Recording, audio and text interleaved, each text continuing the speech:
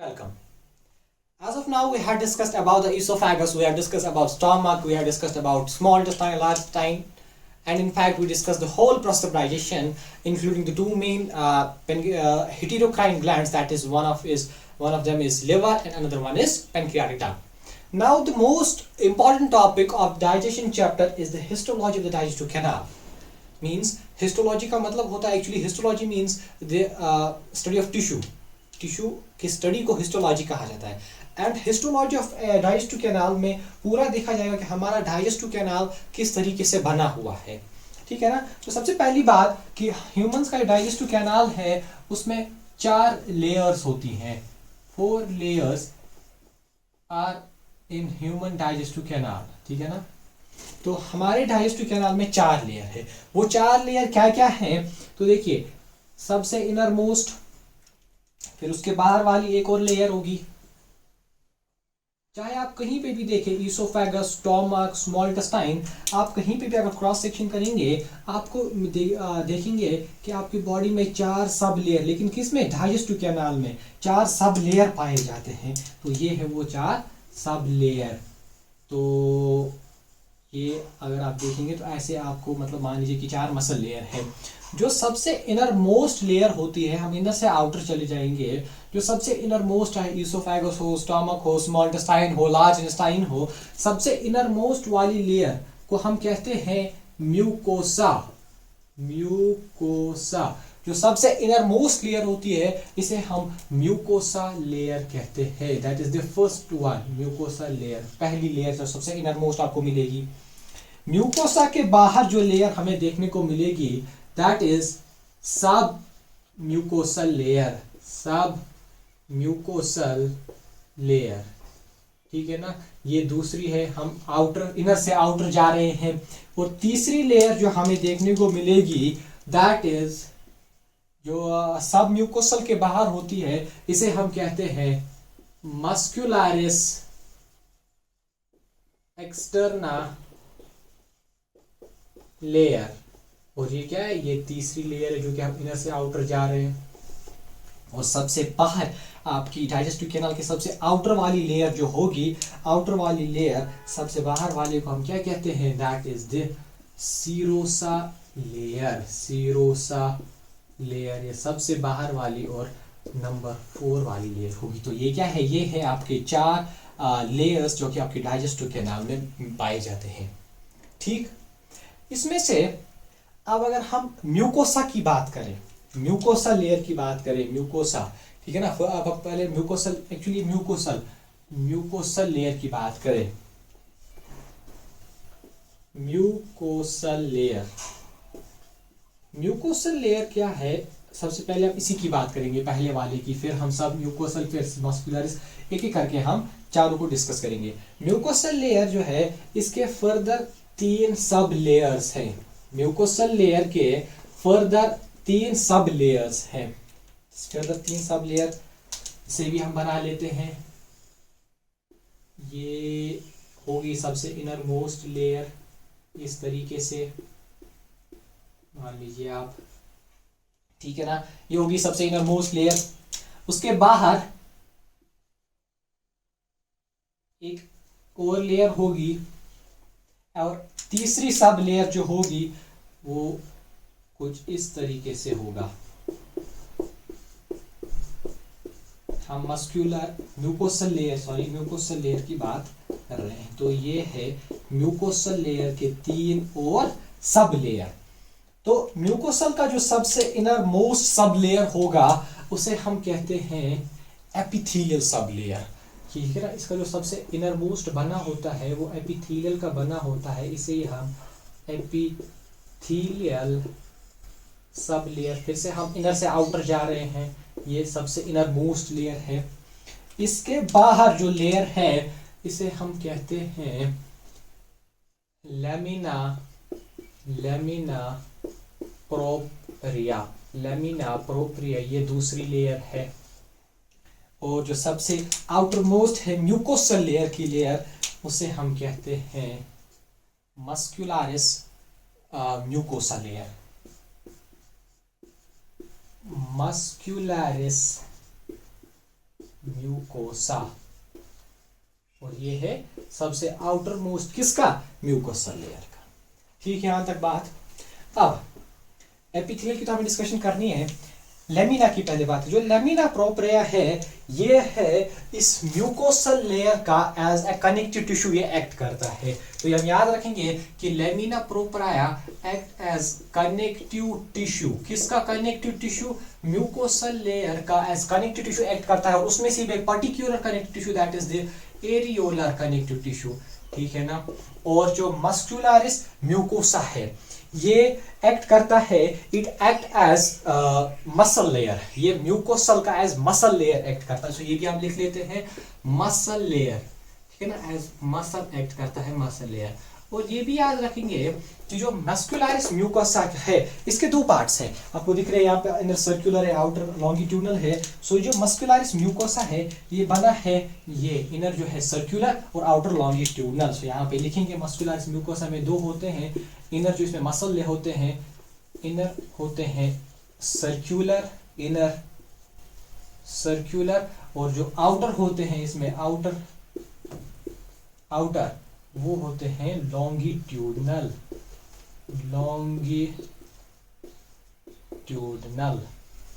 ठीक है ना। Inner circular, outer longitudinal mucosal की बात। अब करते हैं एपिथेलियल की बात। अब एपिथेलियल सब लेयर की बात करते हैं। एपिथेलियल सब लेयर किसका, इसी म्यूकोसल का जो सब लेयर है एपिथेलियल सब लेयर। जो ये एपिथेलियल सब लेयर है ये डिफर करता है, चाहे इसोफेगस हो, चाहे स्टमक हो, स्मॉल इंटेस्टाइन हो, लार्ज इंटेस्टाइन हो, हर एक में ये अलग अलग होता है। कैसे, अगर इसोफेगस की बात करें,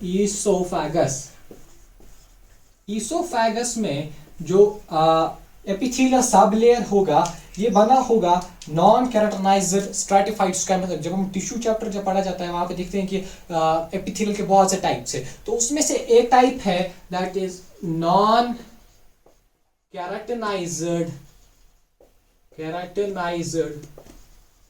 squamous stratified epithelium. Non keratinized stratified squamous epithelium, non keratinized stratified squamous epithelium किसमें पाई जाती है, इसोफेगस में। ये एपिथेलियल का मींस हर एक एपिथेलियल इनमें अलग अलग पाया जाता है।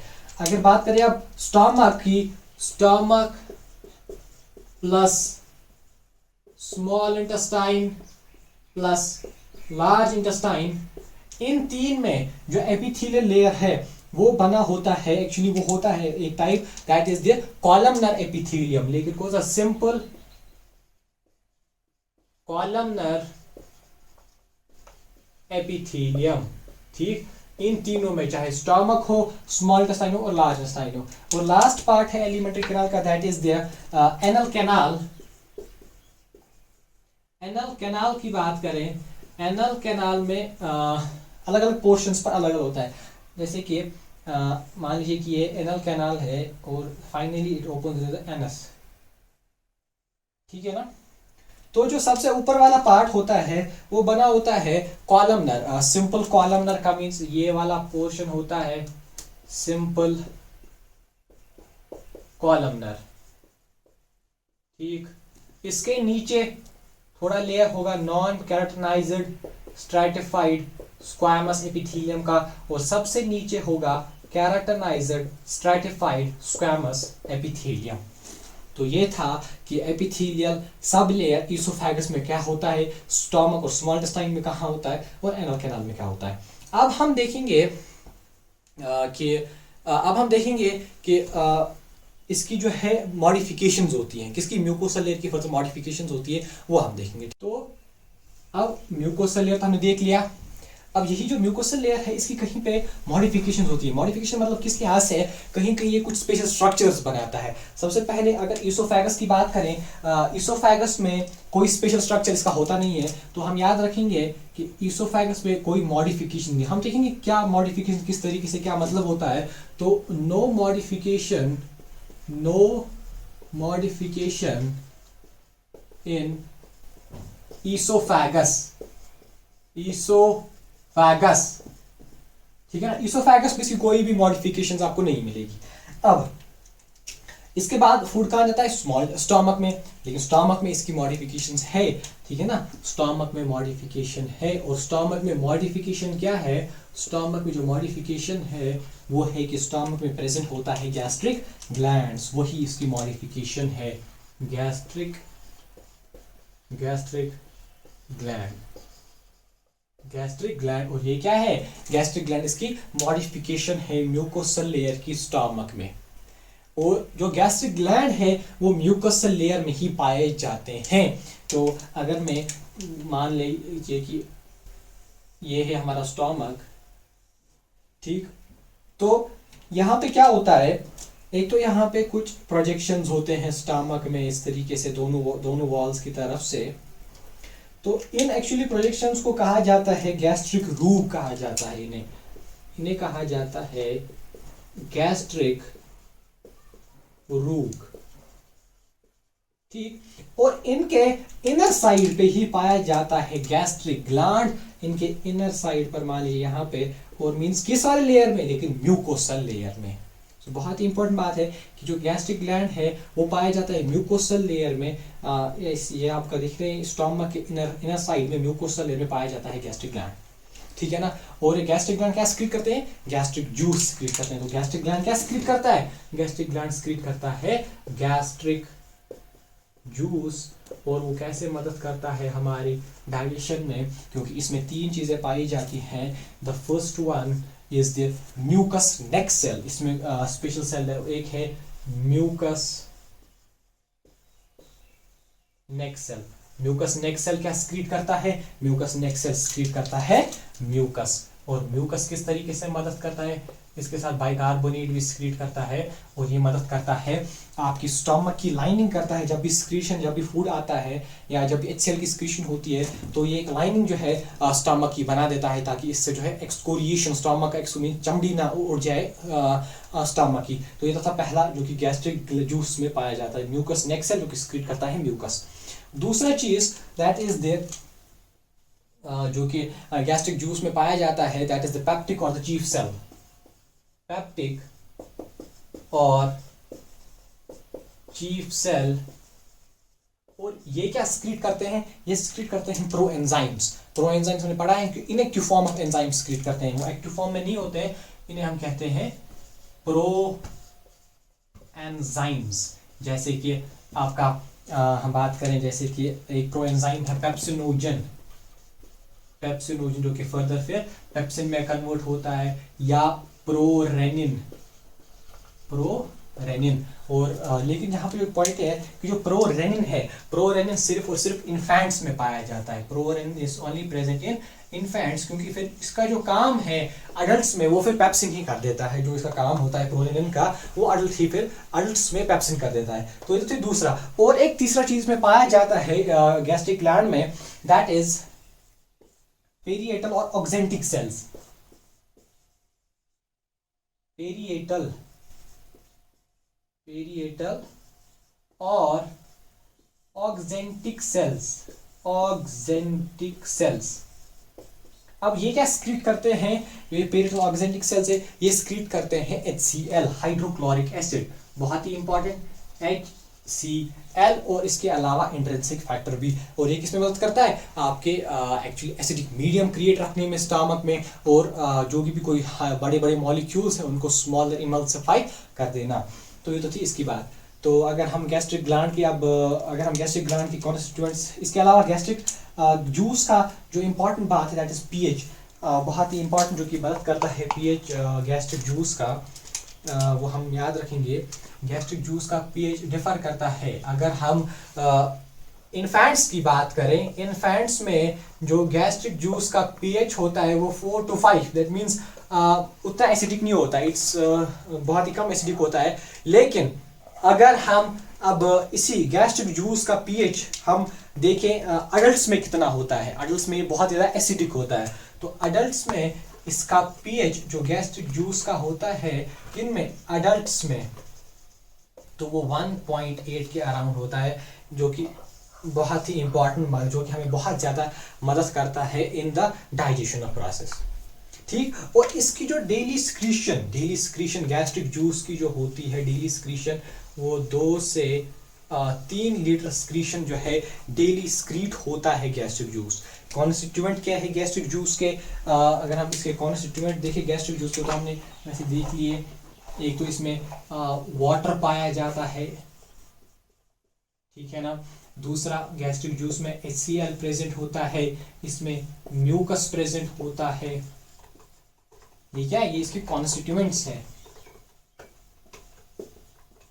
कॉन्स्टिट्यूएंट्स कि इसमें क्या क्या प्रेजेंट है। तीसरा, हमने देखा कि इसमें एंजाइम्स प्रेजेंट है, लेकिन एंजाइम्स इनएक्टिव फॉर्म में प्रेजेंट है। और लास्ट हमने देखा कि इसमें एक और इंपॉर्टेंट चीज है, दैट इज इंट्रिंसिक फैक्टर।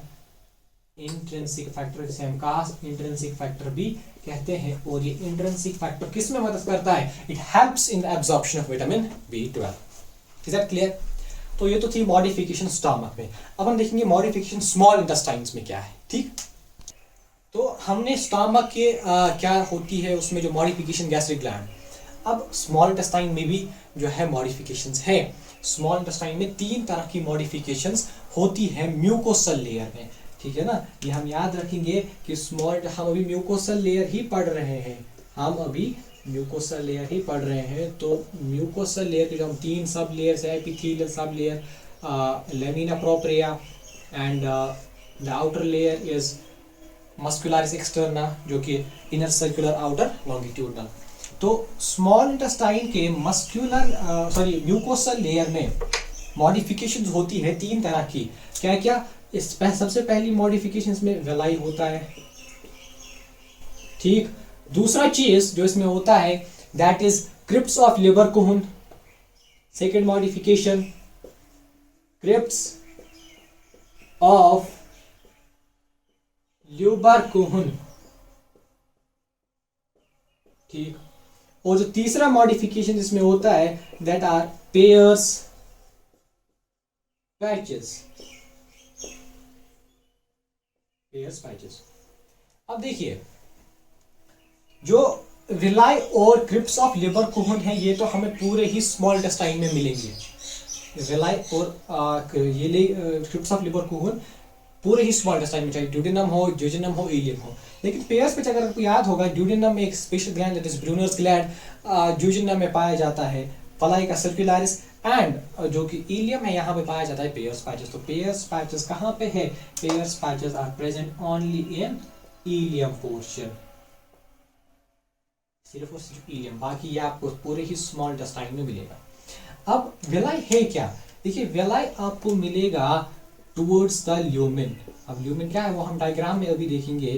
तो विलाई होता है वो वाला पोर्शन जो कि टुवर्ड्स द ल्यूमेन प्रेजेंट है, टुवर्ड्स द ल्यूमेन। ल्यूमेन हम कहते हैं जो कि खाली स्पेस होती है उसे हम ल्यूमेन कहते हैं। और ये आपको मिलेगी टुवर्ड्स पेरिफेरी, आपको मिलेगा कौन सा? क्रिप्स ऑफ लेबरकुहन जो होगा ये आपको मिलेगा टुवर्ड्स पेरिफेरी। अब देखिए, डायग्राम में बात करते हैं कि जो ये वाला पोर्शन है जो कि खाली स्पेस वाला पोर्शन होता है, इसे हम कहते हैं ल्यूमेन। ये वाला पोर्शन ये हो गया आपका ल्यूमेन, जो कि ओपन स्पेस या खाली स्पेस होती है, इसे ही हम ल्यूमेन कहते हैं। अब जो ल्यूमेन के टुवर्ड्स पाया जाएगा उसे ही वेलाई कहते हैं। तो जो ये वाला पोर्शन है जो कि ल्यूमेन के साथ यू शेप बना रहा है, इसे ही हम वेलाई कहते हैं। इसे ही क्या कहते हैं? वेलाई। और जो टुवर्ड्स पेरिफेरी है ये वाला पोर्शन, इसे हम कहते हैं क्रिप्स ऑफ लेबरकुहन।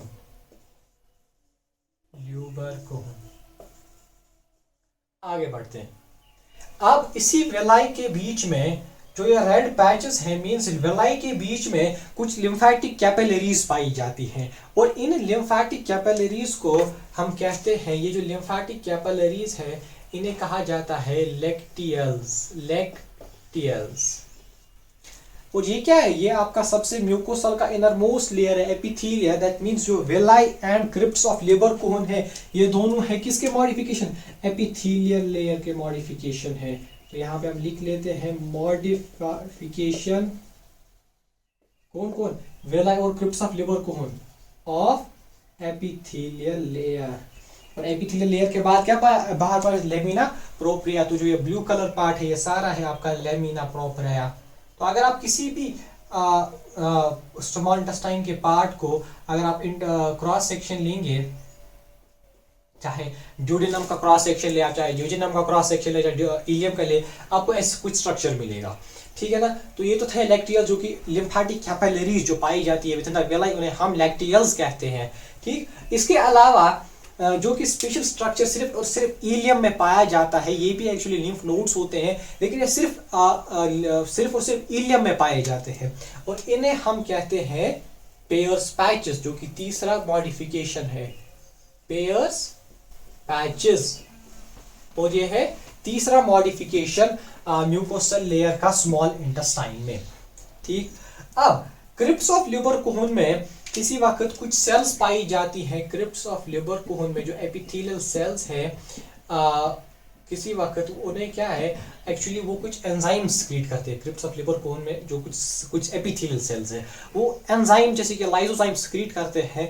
उन जैसे सेल्स को एक स्पेशल नाम दिया जाता है, दैट इज इन सेल्स को क्या कहा जाता है, इन सेल्स को जो कि लेकिन क्रिप्स ऑफ लिबर कोन में सिर्फ इन्हें पेनेट सेल्स कहा जाता है, पेनेट सेल्स, ठीक है ना। अब हम थोड़ा बहुत इस जो है विलाई को थोड़ा एनलार्ज करके देखते हैं, आइए। अब जो ये विलाई और क्रिप्स ऑफ लिबर कोन है, विलाई और क्रिप्स ऑफ थोड़ा बहुत एनलार्ज करके हम देखेंगे। देखिए जो ये हो गया आपका टुवर्ड्स द ल्यूमेन वाला part, that is the villi, क्योंकि ये टुवर्ड्स द किसके, ल्यूमेन के, और ये हो गया टुवर्ड्स द पेरिफेरी, इसे हम क्या कहते हैं, क्रिप्स ऑफ लिबर कोन, ठीक यहां तक। अब क्योंकि हमने बात किया है कि स्टोमक, स्मॉल इंटेस्टाइन और लार्ज इंटेस्टाइन में पाई जाती है सिंपल कॉलमनर सेल्स, ठीक है ना। तो यहाँ पे भी क्या होगी प्रेजेंट, सिंपल कॉलमनर सेल, चाहे वो विलाई हो चाहे वो क्रिप्स ऑफ लिबर कोन हो, सिंपल कॉलमनर सेल्स तो होंगे ही होंगे प्रेजेंट, इन्हीं का ये बना होता है।